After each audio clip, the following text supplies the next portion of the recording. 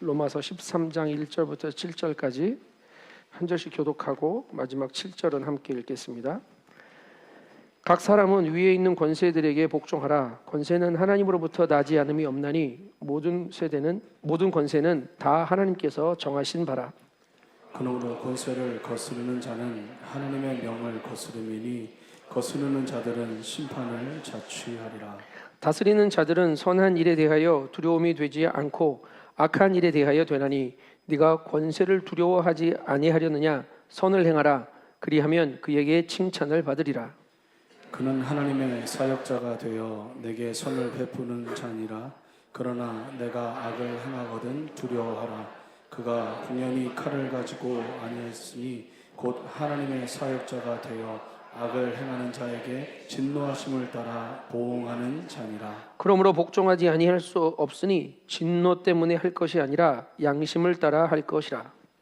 너희가 조세를 바치는 것도 이로 말미암음이라. 그들이 하나님의 일꾼이 되어 바로 이에 항상 힘씁니다. 함께 읽습니다.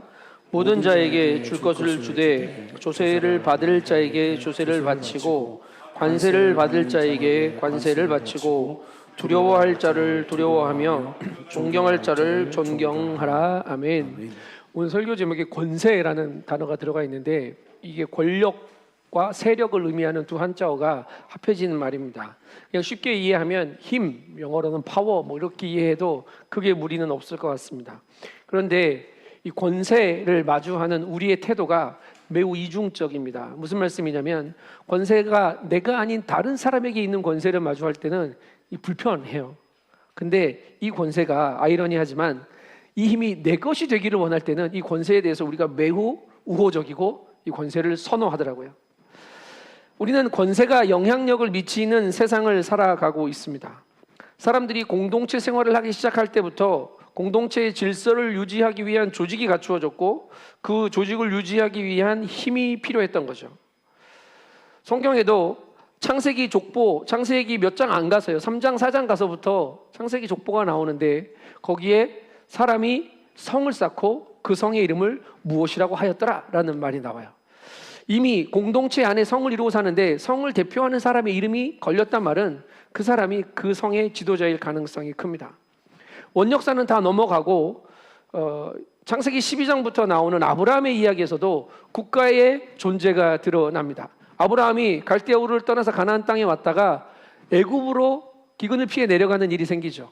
그때 애굽 왕 바로에게 갔다라고 이야기하는데 바로는 파라오, 이집트의 왕을 의미하는 단어입니다.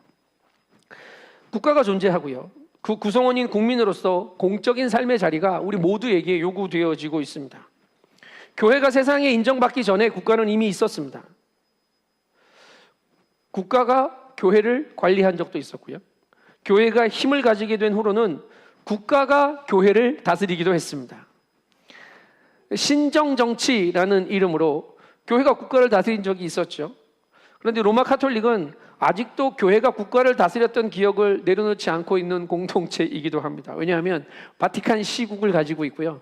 여기서 대사들을 각국에 파견하기도 하고 때로는 교황이 세상 정치의 일에 관여하기도 하는 모습들을 보면 그런 것 같습니다. 바울이 로마서를 기록한 이 1세기의 로마 기독교인들의 상황은 국가와 국가 권력과의 관계가 매우 불편하고 어려운 시기였습니다. 그리스도인들은 로마의 황제를 신으로 인정하지 않았습니다. 그런데 로마의 질서는 뭐냐면 황제 위에 신은 없다. 이게 로마의 질서였어요. 모든 신을 인정하는데 그 신들은 황제 아래에 있어야 했죠. 그런데 로마 사람들이 섬기는 모든 신에게도 황제에게도 기독교인들은 예배하거나 절하는 것을 거부했습니다. 로마서를 바울이 써서 로마에게 보냈는데 로마 교인들에게 보냈는데 이 편지를 받기 몇 해 전에는 로마에서 유대인들이 추방당했던 적도 있고요. 그리고 돌아와서 이제 교회가 안정될 때 받은 편지가 이 편지라고 말씀드렸죠.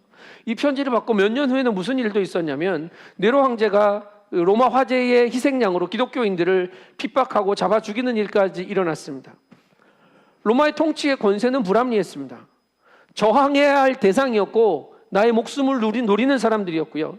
피치 못하게 따라야 할 비굴한 굴복의 대상으로 여겨졌을 수도 있습니다. 그런 로마의 교인들이 오늘 바울의 이 편지를 받아 읽고 있습니다. 오늘 말씀은 교회와 국가에 대한 이야기가 아니고 그리스도인들이 국가의 국민으로서 어떻게 살아야 하는지 삶에 대한 이야기입니다. 12장은 개인의 삶에 대한 이야기였다면 13장부터는 공동체의 일원으로서 공적인 삶의 자리에서 정부의 한 시민으로 내가 어떻게 살아야 될지를 말해요. 오늘 현대를 살아가고 있는 우리에게도요, 공적인 삶의 영역에 신앙을 접목시키는 일은 매우 어려운 일입니다. 쉽지 않아요. 공적 영역이라는 말은요, 정치 영역인이라고 말할 수 있는데, 우리는 이미 정치적인 영역과 부분에 대해서 우리 나름대로 각자의 가치 기준을 가지고 살아갑니다. 나의 가치 기준이 내가 결정한 이 정치적인 그 신념이나 이 이론이 성경적이다라고 생각하실 텐데요. 많은 경우 우리는 내 가치에 성경을 갖다 붙이는 삶을 살아갈 때가 많습니다. 그래서 오늘 설교는요, 듣는 모든 분들을 불편하게 할 설교입니다. 설교 준비하기 힘들었습니다. 여러분이 가지고 있는 정치적인 성향이나 기준을 흔들 수 있기 때문입니다. 물론 제가 가지고 있는 정치적인 기호나 성향도 생각도 다 내려놓아야 했습니다. 예전에 소개했던 책인데 고성재 목사님이 정치 공간의 그리스도인으로 서기라는 책을 쓰신 적이 있어요. 한 2번인가 읽었던 것 같아요. 책을 내시기 전에 유인물로 한번 읽어보고 책으로 받아서 또 읽어봤는데, 그 책의 부제가 뭔지 아십니까? 너는 어느 편인지 묻는 당신에게 라는 책입니다. 사람들이 물어요. 당신 오른쪽이요 왼쪽이요 자꾸 묻죠. 근데 이 책을 2번이나 읽었는데 참 많은 고민을 하셨구나, 건강하게 해답을 제시하려고 애쓰셨구나 라는 생각은 들었는데, 책을 읽으면서 이게 저한테 시원한 답이 안 되는 거예요. 왜 그랬을까요? 제 기준을 내려놓기가 힘들었기 때문입니다. 이 목사님 생각 나와 다른데? 뭐 이런 거 있잖아요. 여러분, 예수님을 진보라고 생각하십니까? 보수라고 생각하십니까? 이런 질문 어렵죠. 예수님 내 편이어야 되잖아요. 내가 예수님과 같은 편이어야 되는데 이 질문을 받으면 뭘 그런 걸 다 묻나 이런 생각이 들어요. 성경에 예수님이 오셔서 만난 사람들, 예수님이 오셔서 행하고 말씀하신 것들을 보면 당시 유대와 로마 사회의 질서를 역행하셨습니다. 매우 역행하셨습니다. 그래서 그런 면에서 예수님은 급진적인 진보입니다. 그런데 보편적인 사랑, 하나님 나라의 가치, 주님의 율법을 폐하지 않으시고 완성시키시는 그 사랑과 평강, 안전성의 입장에서 보면 예수님은 모든 것을 포용하실 수 있는 보수로 여겨지기도 합니다. 자, 좌파, 우파 개념은 1700년 말에 프랑스 혁명 이후에 생긴 개념입니다. 그래서 1700년의 세월을 거슬러 올라가서 예수님 좌파세요 우파세요 물어보기는 어렵습니다. 적용이 안 돼요. 그래서 이렇게 말하죠. 여러분 어느 쪽에 서 계십니까? 그럼 저는 좌파도 아니고 우파도 아니고 예수파입니다. 클리어하지 않습니까? 난 예수파야. 난 예수파야. 이게 답이 될 수 있을 것 같은데 말은 쉬워요. 나 예수파야 라고 말하기는 쉬운데, 공적인 삶의 자리에서 정치적인 제자도를 살아내야 하는 실제적인 측면에서 나 예수파야 라고 말하고 끝내기에는 이 논리는 너무 가볍거나 우리 인생에 해답을 제시해 주지 못하는 것처럼 느껴질 때가 많습니다. 물론 시작은 나는 예수님 붙들고 나는 예수님과 함께 살아, 여기서부터 시작하겠죠. 오늘 서론이 길어지는 이유이기도 합니다. 말이 많죠. 본문으로 안 들어가고. 결국 답은 복음에 있습니다. 결국 답은 하나님의 말씀에 있습니다. 내 답 내려놓고 우리 생각 내려놓고 하나님 나라와 복음의 관점에서 이 땅을 살아가는 우리가 세상의 권세를 어떻게 마주하고 살아가야 되는지 고민해야 합니다. 남들이 그렇게 하니까, 목사가 말하니까 그렇게 사는 것 아니고 하나님의 통치와 주권을 따라 예수의 길을 선택하는 그 기도와 그 물음이 우리에게 있어야 우리가 복음적으로 세상의 권세를 대할 수 있게 될 것입니다. 오늘 그 고민을 하는 시간입니다. 답 안 드립니다. 답을 줘도 안 받아갈 게 뻔하기 때문입니다. 1절 2절 말씀 같이 읽겠습니다. 1절 2절입니다. 시작. 각 사람은 위에 있는 권세에게 복종하라. 권세는 하나님으로부터 나지 않음이 없나니 모든 권세는 다 하나님께서 정하신 바라. 그러므로 권세를 거스르는 자는 하나님의 명을 거스름이니 거스르는 자들은 심판을 자취하리라. 여러분 오늘 바울의 말은 너무 명확합니다. 모든 권세는 하나님이 세우신 것이다. 그러므로 순종해라. 그러므로 복종해라. 사실 하나님의 권세를 그리스도인이 인정하는 건 어려운 일 아닙니다. 우리가 매일 나라와 권세와 영광이 영원히 아버지께 있사옵나이다 라고 기도했던 그 고백이 하나님의 권세를 인정하는 일이었기 때문이죠. 그런데 그 하나님의 권세가 일부 사람들에게 위임되었습니다. 그리고 하나님으로부터 온 그 권세들에게 복종해라 라고 말씀하신다고. 또 안 하고 싶어도 할 수밖에 없는 게 2절에서는 그 권세를 거스르는 사람은 하나님의 명령을 거스르는 거니까 심판을 스스로 자초하는 일이야 라고 이야기하고 있기 때문이거든요. 무슨 말씀인지 알겠는데 이거 썩 안 내킵니다. 언제 더 안 내킵니까? 권세를 행사하는 사람이 부정직하거나 부도덕하거나 아니면 내 마음에 들지 않을 때는 그 권세에 순복하는 게 어렵습니다. 여러분, 대한민국의 4월과 5월은 참 힘든 역사를 지내온 달들입니다. 76년 전에 4월은 이 땅 제주에 정치 이념과 통치자의 오판으로 3만 명 가까운 사람들이 죽어갔던 달입니다. 1960년도에는 부패한 정권의 시민들이 항거한 4.19 혁명이 있었죠. 그때도 많은 사람들이 죽었습니다. 1961년에는 5.16 군사 쿠데타가 있었습니다. 그리고 오래 이 땅을 그분이 다스리셨죠. 1980년에는 제5공화국이 들어섰어요. 어제가 5.18이었죠. 5공화국 슬로건이 뭔지 아십니까? 정의사회의 구현입니다. 정의사회의 구현의 기치를 걸고 190여 명의 시민들에게 총과 칼을 들이대고 그 목숨을 뺏어갔습니다. 이게 우리나라의 역사에 있는 권세자들과의 관계였습니다. 여러분, 권세가 쌓이자 불의를 행한 권력들이 참 많았던 역사를 우리는 통과해 왔습니다. 그런데 여러분, 이런 권력에 순종해야 하는 겁니까? 오늘 말씀은 순종하라고 이야기하고 있습니다. 성경에도 불합리하고 온전해 보이지 않는 권세들이 있습니다. 지난주까지 우리가 통독한 11개 하에 보면 바벨론의 느부갓네살 왕이 남유다를 정복하죠. 그러면서 마지막 왕 시드기야 왕을 붙잡아 가서 눈을 뽑아요. 쇠사슬로 묶어가지고 끌고 다녀요. 이렇게 잔인한 왕이 어디 있어요?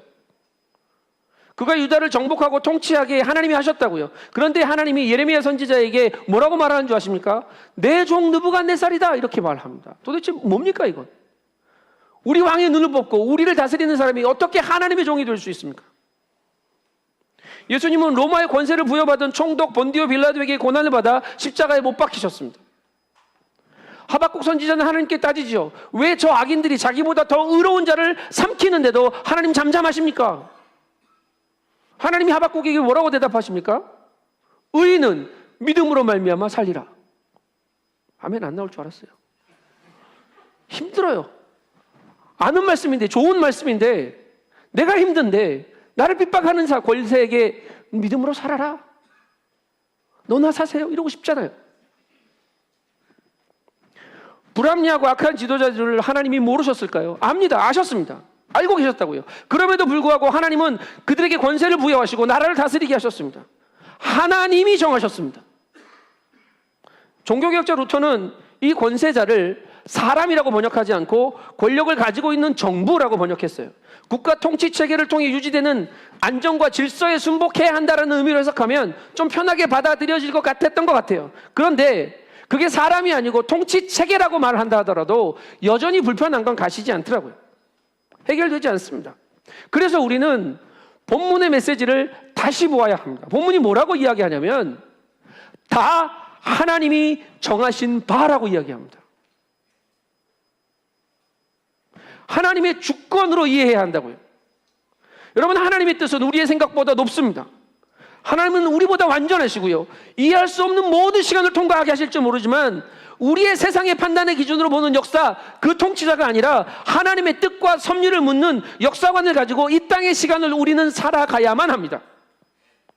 믿는 사람과 믿지 않는 사람들 눈에 악한 사람은 똑같이 보입니다. 그런데 그 시각은 달라야 합니다.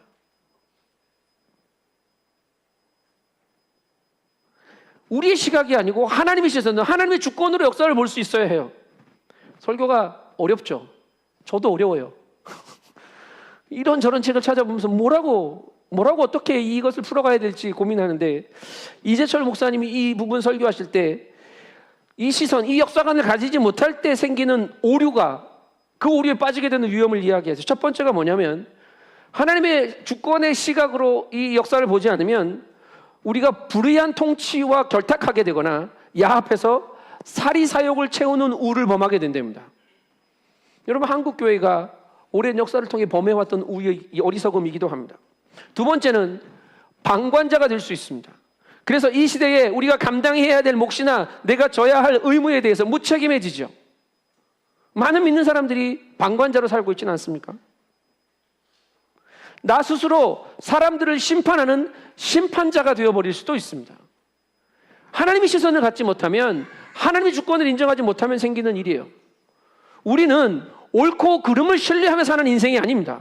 깊고 풍성하며 헤아릴 수 없는 하나님의 지혜와 지식, 그리고 만물의 주관자 되시는 하나님의 뜻을 신뢰하는 인생인 줄 믿습니다. 기준이 다르잖아요. 뭐가 옳아, 뭐가 틀려, 이것을 말하는 게 아니라 신실하신 하나님을 의지하기에 우리가 사는 겁니다. 이제 다스리는 자들과 다스림을 받는 자들 사이의 관계를, 그래서 그 다스리는 자들이 어떠한 태도를 취해야 되는지를 생각해 볼게요. 3절 4절 말씀 읽습니다. 시작. 다스리는 자들은 선한 일에 대하여 두려움이 되지 않고 악한 일에 대하여 되느니 내가 권세를 두려워하지 아니하려느냐. 선을 행하라. 그리하면 그에게 칭찬을 받으리라. 그는 하나님의 사역자가 되어 내게 선을 베푸는 자니라. 그러나 내가 악을 행하거든 두려워하라. 그가 공연히 칼을 가지고 아니하였으니 곧 하나님의 사역자가 되어 악을 행하는 자에게 진노하심을 따라 보응하는 자니라. 다스리는 자의 권세는 분명히 하나님으로부터 주어진 권세라는 것을 다시 밝히고 있는 내용입니다. 그런데 먼저 다스리는 자들의 역할이 뭐냐면 공동체의 질서와 안녕을 지키는 게 주 목적입니다. 우리가 선한 일을 통해 통치자들을 대하면 그들을 두려워할 일이 없는데, 우리가 범죄하거나 공동체의 질서를 해하는 행동을 할 때는 그 통치자들이 두렵게 느껴질 거야 라는 말씀인데요. 이것을 뒤집어 놓고 생각해 봅시다. 통치를 받는 우리의 입장이 아니라 바꿔보면, 권세자들은, 통치자들은 선한 사람을 철저히 지켜 보호해야 하며 악한 사람들은 징계해야 하는 사명을 가지고 있다라는 거죠. 이게 권세자들에게 주어지는 의무입니다. 다스리는 자는 하나님의 사역자, 하나님의 심부름꾼이랍니다. 하나님이 위탁하신 권위를 잠시 맡은 청지기일 뿐입니다. 자기 힘이, 자기 권세가 아니에요. 그래서 선한 청지기의 역할을 감당해야 하는 거죠. 돈도 그렇고 권세도 그렇고 마찬가지입니다. 우리는 청지기일 뿐입니다. 그래서 통치자는 권세를 자신의 욕망을 위해 사용하는 것이 아니라 선한 일들을 위해 겸손하게 사용해야 합니다. 국가는 질서 유지의 사명이 있죠. 그래서 하나님께서 그 국가 권력에게 칼을 주셨대요. 가지고 있는 칼이 질서를, 법률과 질서를 따라 범죄자를 처벌하기도 하고 공공의 안전을 지키게 하려고 칼을, 힘을 주신 거예요. 그런데 모든 인생들은 이기적인 칼 하나 품고 삽니다. 그래서 이것이 나를 지키는 일이 될 때는 그나마 난데, 타인을 판단하고 해야 하는 칼이 되면 안 돼요. 모든 국민이 이 판단의 칼을 가지고 막 휘두른다고 생각해 보십시오. 공동체는 유지될 수 없습니다. 그래서 하나님은 이 공동체를 지키는 칼을 질서 유지를 위해 권세자들에게 허락하실 뿐입니다. 어거스틴이 이 권력 집단이 선하고 정직한 집단이 되지 못하면 강력한 도적 집단이 된다라고 말했습니다. 권세가 있는데 선하고 정직하지 못하면 도둑떼가 되는 거예요. 그래서 뭐라고 말하냐면 이 선한 권력 집단은 이런 걸 추구해야 된대요. 국민 생활을 안정시키기 위한 책임 공동체가 되어야 하고요. 하나님 나라를 발전시키는 사명 공동체가 되어야 하고, 개인의 자유와 권리를 보장하는 사랑의 공동체가 되어야 하며, 하나님의 말씀에 근거한 통치 기반과 방향을 설정하고 실천하는 믿음 실천의 공동체가 되어야 합니다 라고 말했어요. 우리 법하고는 거리가 멀게 보이죠. 초대 교부 신학자입니다. 권세자들 아래서 살아가는 우리 기독교인들이 이 권세에 대한 개념을 가지고 어떻게 이 공동체가 하나님 보시기에 합한 공동체가 될 건가를 고민하는 그 제목들이라고. 그래서 오늘 로마서 13장에 기록된 국가 권위에 대한 말씀도 국가 권력 집단의 유익을 보장해 주는 말로 해석하면 안 됩니다. 이 말씀을 오용한 예들이 많습니다. 말씀에 이렇게 기록되어 있지 않냐? 니네 입 다물고 순종해라. 다른 나라의 예를 하나 들게요. 1985년에 인종차별 정책의 철폐를 위해 노력했던 마이클 캐디시라는 사람이 있었습니다. 이 사람이 이 남아프리카 공화국에 완전히 이 인종차별이 없어지기 전에 남아프리카 공화국의 보타 대통령을 만날 수 있는 기회가 생겼습니다. 이분이 많은 기대를 안고 대통령을 접견하기 위해서 기다렸고 갔습니다. 그런데 만나자마자 크게 실망할 수밖에 없었습니다. 이유가 뭐냐면 이 대통령이 이분을 만나자마자 성경책에서 로마서 13장을 펴서 읽어주면서 이 본문이 국가주의 정부의 인종차별 정책을 명료하게 지지하고 정당화하기에 충분한 말씀 아닙니까? 이렇게 접근한 거예요. 더 말할 수가 없었대요. 대화가 진행이 안 되죠. 하나님 말씀을 내 편의에 가져다 쓴 겁니다. 국가의 권위가 하나님께로부터 왔다는 성경의 말씀은 국가가 시민들에게 전체주의적인 권력을 행사할 때 동원할 수 있는 말씀이 아닙니다. 이 말씀은 국가의 권력 행사가 하나님 앞에서 합당한지를 물을 때 그때 권력자들이 펴봐야 하는 말씀이라고요. 자, 이제 이 말씀에 따라 권세에 순종하는 일이 어떻게 해야 하는지를 조금 더 깊게 들여다보겠습니다. 5절 말씀 같이 읽습니다. 5절입니다. 시작. 그러므로 복종하지 아니할 수 없으니 진노 때문에 할 것이 아니라 양심을 따라 할 것이라. 그리스도인의 복종의 기준과 이유가 분명해집니다. 통치자의 처벌이나 진노가 두려워서 복종하거나 바르게 사는 게 아니라 그 기준이 신앙의 양심, 하나님께서 주신 양심에 따른 것이어야 한답니다. 하나님의 권세가 이양된 사람들의 권위에 복종하지만 양심에 따라야 해요. 무조건 복종이 아니란 말입니다. 또 처벌이 두려워서 하는 복종, 무서워서 따라주지, 이것도 아닙니다. 만약에 처벌이 두려운 게 이유라면 처벌을 면케해 줄게, 너 이거 해도 괜찮아 라고 말을 하면 복종하지 않을 것이기 때문이에요. 다시 복종과 순종의 이유를, 근거를 점검하셔야 합니다. 무엇 때문에? 하나님 때문에. 거기서 출발하는 양심입니다. 그리스도인으로서의 양심과 하나님께 대한 순종이 우리가 세상 권세에 순복하는 유일한 이유입니다. 이 기준은 우리가 세상 권세자의 힘이 세고 약하고를 재지 않게 합니다. 우리가 지켜야 될 그 법칙의 가치가 중하냐 가벼우냐 이걸 따지지 않게 해요. 왜냐하면 우리는 그것 때문에 순종하는 게 아니라 하나님의 권세에, 하나님의 뜻에 순종하는 인생들이기 때문이죠. 그래서 그 기준이 명확하면 국가와 세상의 권세에 대해서 무비판적으로 절대 순종하지 않고요, 하나님의 선하시고 기뻐하시고 온전한 뜻이 무엇인지 묻고 듣고 그분의 뜻에 순종하고 그분의 뜻에 따라 불순종할 수 있는 삶을 살 수 있는 겁니다. 선택할 수 있어요. 우리는 사람에게 순종하는 게 아니라 하나님께 순종합니다. 예.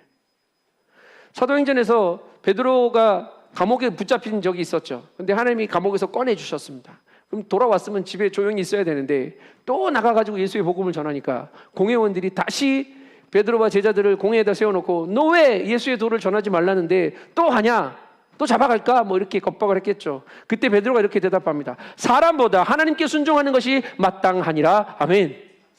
하나님께 순종하는 게 마땅합니다. 통치자가 하나님께 불순종할 것을 요구할 때 용감하게 신앙의 양심에 따라 불순종할 수 있어야 합니다. 저항할 수 있어야 합니다. 그런 성경의 사람들을 우리는 기억하고 있습니다.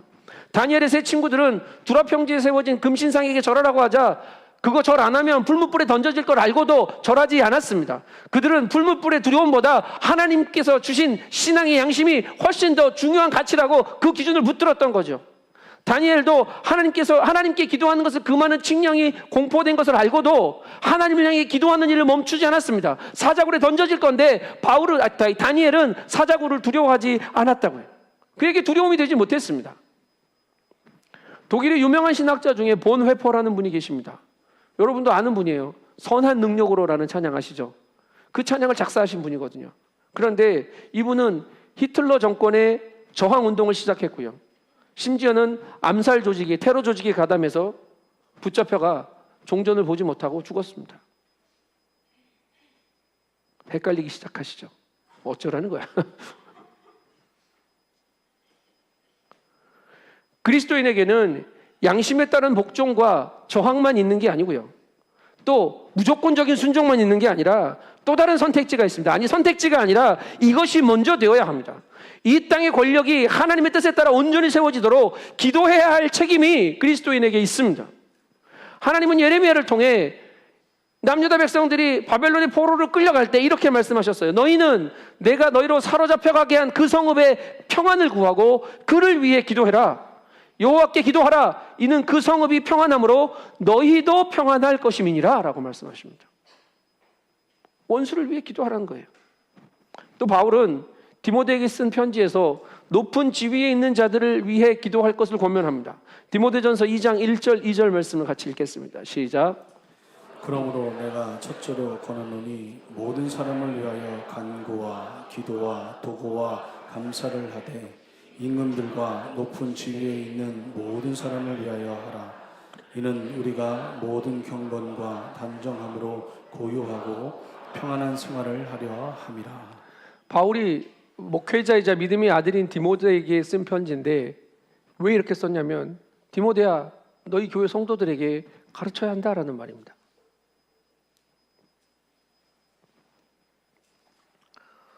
기도해야 할 대상이 모두입니다. 모두란 말이 본문에 2번이나 등장하거든요. 선한 정부 관료나 내가 지지할 만한 정책을 펼치는 사람들만을 위해 하는 기도가 아닙니다. 편을 갈라 나를 납득시키는 세력을 위해 기도하는 거 아니에요. 그것은 세상 정치의 편가르기입니다. 그리스도인의 기도는 하나님의 공의가 기준이 되어서 감사의 기도로, 중보의 도구로 세우신 사람들을 하나님 앞에 올려드리는 기도가 되어야만 합니다. 신앙의 양심을 따라서 그렇게 기도해야 한다고요. 그런데 신앙의 양심을 따르지 않으면 무슨 일이 생기냐면 권세의 근원이신 하나님께 불복종하게 되고요. 두려움이나 나의 유익에 따른 결정으로 순종하거나 방법을 찾기 때문에 세상 권력을 추종하게 되거나 세상 권력에 편승하는 삶을 살 수가 있습니다. 허락하신 통치의 권세와 국가를 위해 기도하지 않으면 원망과 불평이 쌓여가기 시작합니다.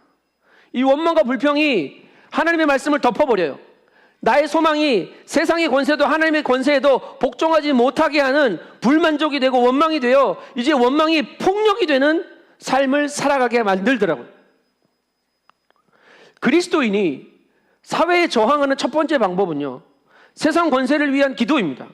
하나님의 뜻과 하나님의 선하신 역사를 이 땅에 이루어지기를 원하는 간절한 기도가 그리스도인이 선택할 수 있는 첫 번째 저항입니다. 제가 1990년도 초반에 대학 생활을 했습니다. 민주화 운동이 거의 끝나갈 무렵이었는데 희한하게 운동권 서클에 가입을 했습니다. 노래하는 게 좋아서 운동권 노래패에 가입을 했어요.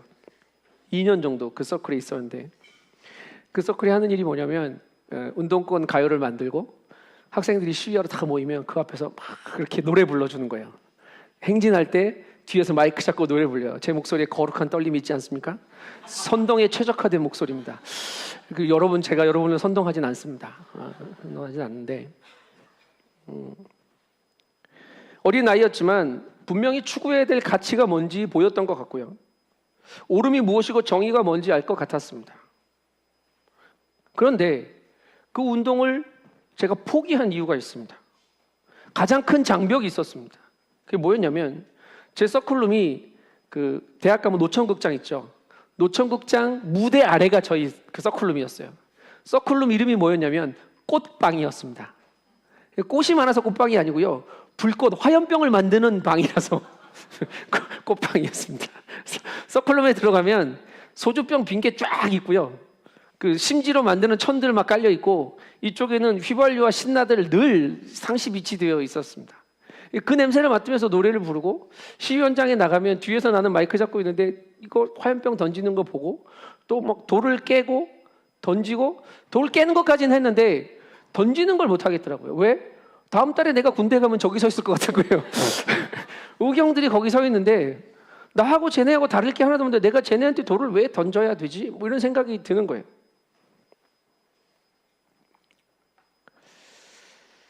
시위를 하는 것도 하나도 행복하지 않았고 노래를 부르는 것도 하나도 즐겁지 않았습니다. 신앙의 양심이 그 일을 계속하는 것을 허락하지 않았습니다. 하나님이 제 기도를 들으셨는지 저를 거기서 빼내셔서 장교 훈련을 받게 해서 3학년 때부터는 서클 활동을 못했습니다. ROTC 뭐 이런 거 아시죠? 제복 입고 다녀야 되는, 시위를 할 수 없는.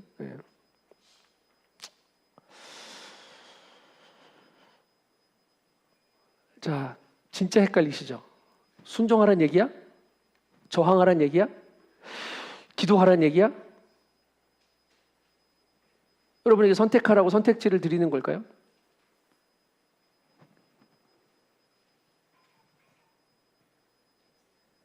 여기에 답이 있지 않습니다. 이거는 예일 뿐입니다. 어떻게 할 수 있는지에 대한 예죠. 어떤 결정을 내릴 건지는 저와 여러분에게 달려 있습니다. 어떤 결정을 내리든 다 우리는 성경적이야 라고 말하고 싶겠죠. 근데 시작할 때 말씀드렸듯이 내 생각에 성경을 갖다 붙이지 말고 주의 말씀에 나를 집어넣을 수 있게 되기를 바랍니다. 오늘 말씀의 7절은 이렇게 이야기합니다. 7절 말씀 읽습니다. 시작. 모든 자에게 줄 것을 주되 조세를 받을 자에게 조세를 바치고 관세를 받을 자에게 관세를 바치고 두려워해야 할 자를 두려워하며 존경할 자를 존경하라. 매우 실제적인 주문입니다. 이 말씀을 읽으면 떠오르는 구절이 있습니다. 뭐냐면 예수님께 관세 논쟁을 하러 왔던 사람들에게 예수님이 그렇게 말하죠. 가이사에게 것은 가이사에게, 가이사에게 것은 가이사에게, 하나님의 것은 하나님께 드리라 라고 말했잖아요. 여러분, 우리는 세상의 시민이기도 하지만 천국 시민, 하나님 나라의 시민이기도 합니다. 우리가 진짜 두려워해야 할 분은 세상 권세자들이 아니라 우리의 생명도 우리의 영혼도 마음대로 하실 수 있는 하나님 한 분, 그분만 두려워하면 됩니다. 그런데 그 하나님을 두려워하고 그 하나님을 경외할 줄 알면 우리는 우리에게 허락하신 관리들도 존경할 수 있고 두려워할 수 있게 된다고 이야기하는 거예요. 루터가 오늘 본문을 이렇게 번역해요. 두려워해야 마땅할 사람들을 두려워하게 하시고 존경해야 마땅한 사람들을 존경하게 하실 것이다 라고 번역합니다. 언제? 우리가 하나님을 경외할 때, 우리가 하나님만을 두려워할 때 그가 두려워해야 할 자인지 존경해야 할 자인지 하나님이 구별하게 해주신단 말입니다. 그리스도인은 폭력적인 수단에 의존하지 않으면서도 삶에 대한 매우 혁명적인 접근을 보여줄 수 있는 존재입니다. 그 출발이 뭐냐면 공동체를 위한 기도예요.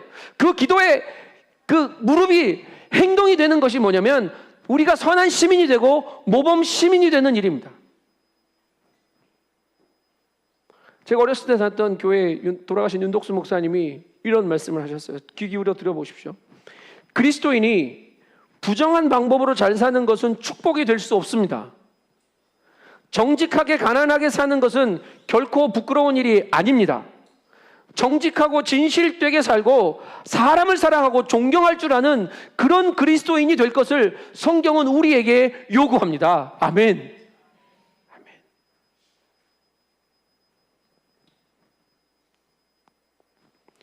민주화가 이루어지고 이 땅의 민주주의가 잘 정착되면 살만한 세상이 올 거라고 생각하고 저처럼 학생운동을 하셨던 분들도 있을 겁니다. 국민소득이 증가하면 경제적인 여유가 생겨 풍요로워질 거라고 생각하고 어려운 시간을 버티며 수고하며 애쓰셨던 분들도 계실 겁니다. 그런데 2024년을 살아가고 있는 오늘 우리의 날은 여전히 불안하고 엉망이며 공의롭지 못해 보입니다. 책임을 지는 사람은 없고 탓하는 사람만 가득합니다. 위정자들도 그렇고 그리스도인이라고 이름표를 달고 있는 우리도 크게 다르지 않아 보입니다. 여러분, 이거 누구 잘못입니까? 뭐가 잘못된 겁니까?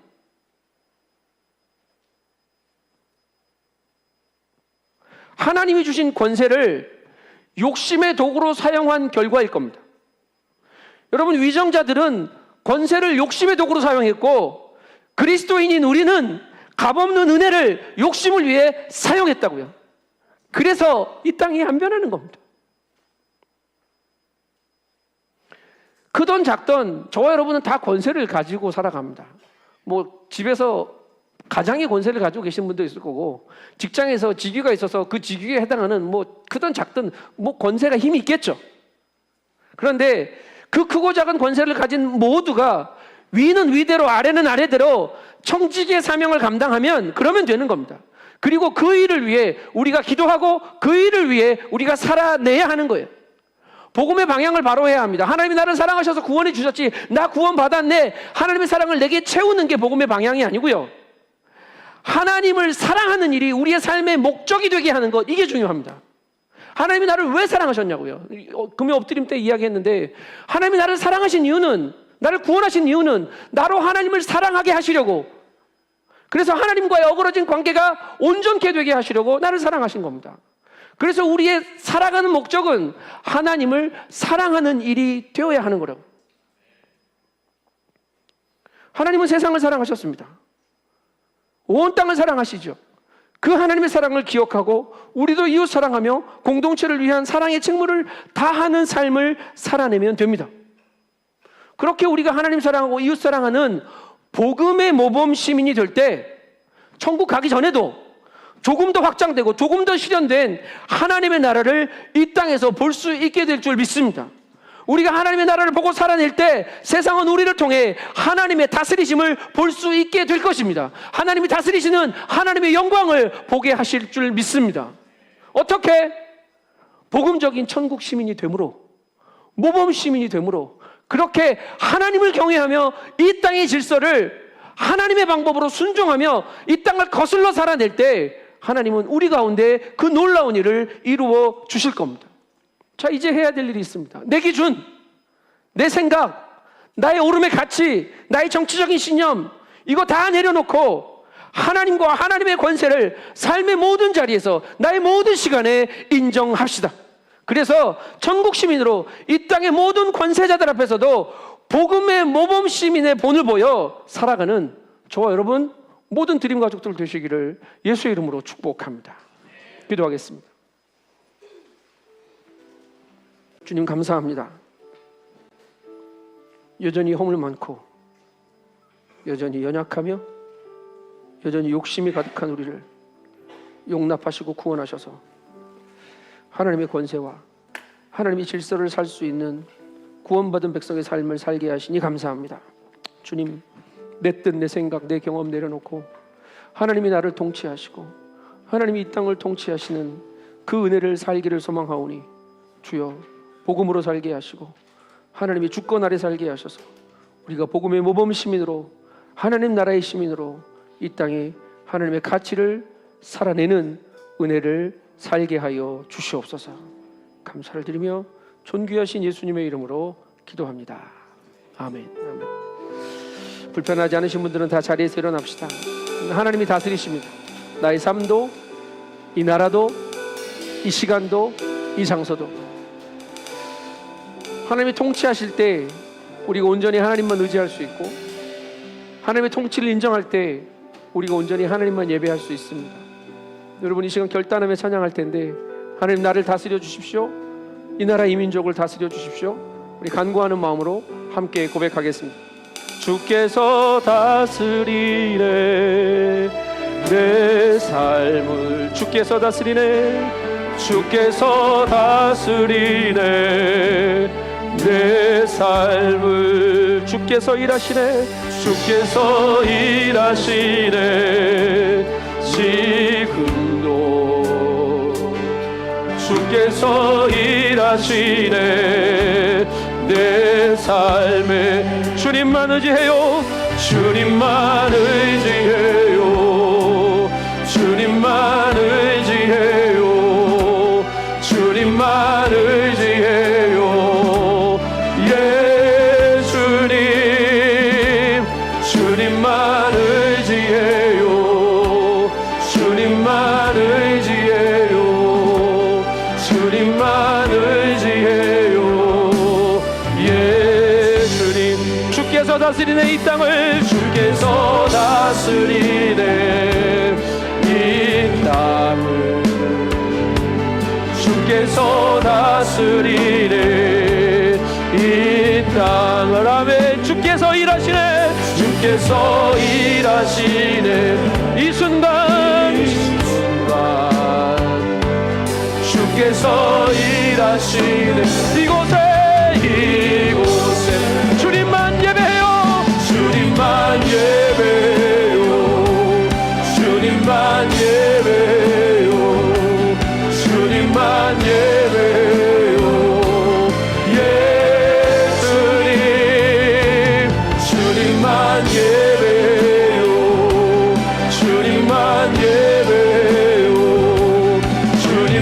예배요 예수님 만물의 창조자 만물의 창조자 열방의 통치자 열방의 통치자 주 다스리시네 주 다스리시네 다스게 속했네 아멘 만물의 창조자 만물의 창조자 열방의 통치자 주 다스리시네 주 다스리시네 다스게 속했네 주님만 사랑해요 주님만 사랑해요 주님만 사랑해요 주님만 사랑해요 예수님 주님만 사랑해요 주님만 사랑해요 주님만 사랑해요 예수님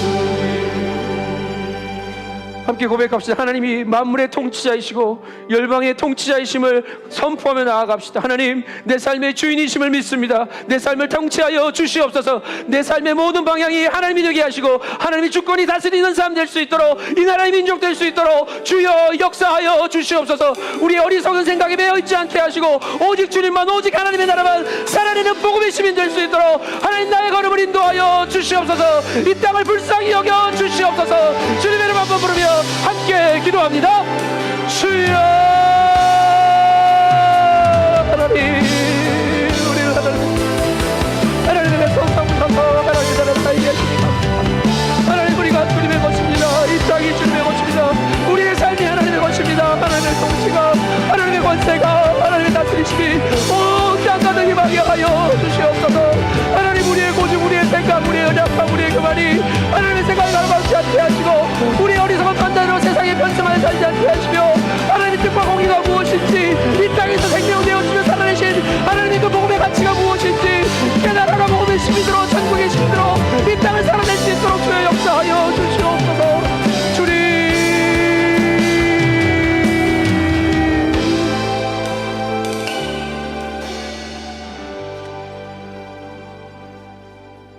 하나님만이 나의 주인이십니다. 하나님만이 나를 다스리실 수 있는 유일하신 분이심을 고백합니다. 주님 나를 다스려 주시옵소서. 나의 주권자 되어 주시옵소서. 하나님만 경외하게 하여 주시고 하나님만 두려워하게 하여 주시옵소서. 그리하여서 이 땅을 살아가는 방법이 하나님을 경외함으로 분별되어지게 하시고 무엇이 정의이고 무엇이 공의이고 무엇이 하나님의 뜻인지 깨달아는 믿음을 예수 닮아 살아낼 수 있게 하여 주시옵소서. 하나님 그러나 이 땅을 위해 먼저 무릎 꿇는 하나님의 사람으로 살아가게 하여 주시옵소서. 나의 기준으로 판단하고 정죄하고 불평하며 원망하지 않게 하시고 나의 생각으로 폭력을 행사하지 않게 하시고 오직 믿음으로 주님 앞에 엎드려 이 땅을 위해 중보하며 하나님의 공의가 하나님의 뜻이 이루어지는 삶을 살아가게 주여 우리의 무릎을 사용하여 주시옵소서. 우리의 가정 우리의 일터도 하나님의 나라 되기를 소망합니다. 우리를 보내신 그 자리가 하나님의 영광의 나라 되게 하여 주시옵소서. 주님 우리가 주님의 것임을 고백하며 귀한 예물 구별하여 주께 드리오니 쓰여지는 곳마다 아버지의 영광 나타나게 하시고 죽어가는 생명들이 주께 돌아와 하나님의 나라를 맛보고 누리게 하여 주시옵소서. 주님 마음이 상하고 육신이 아프고 삶이 곤고한 지체들의 기도를 응답하여 주시옵소서.